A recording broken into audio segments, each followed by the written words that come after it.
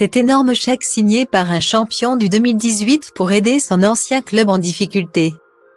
Pris à la gorge par de gros soucis financiers, le club du FC Évreux a pu compter sur le soutien financier d'un ancien champion du monde français, qui a fait preuve d'un grand élan de générosité.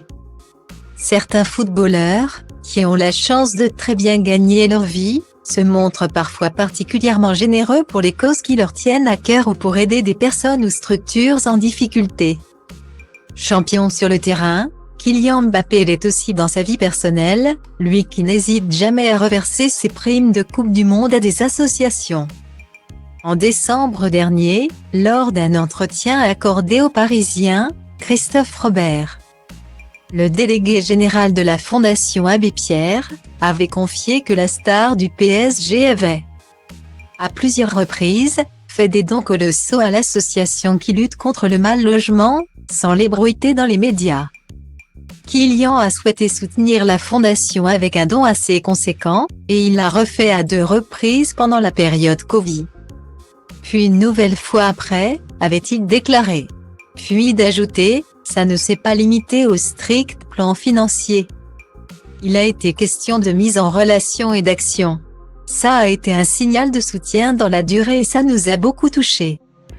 Mais Kylian Mbappé n'est pas le seul champion du monde 2018 à avoir le cœur sur la main. Son acolyte Ousmane Dembélé a lui aussi fait preuve d'une très grande générosité, en venant en aide à son club formateur du FC Évreux, où il a évolué entre juillet 2009 et octobre 2010.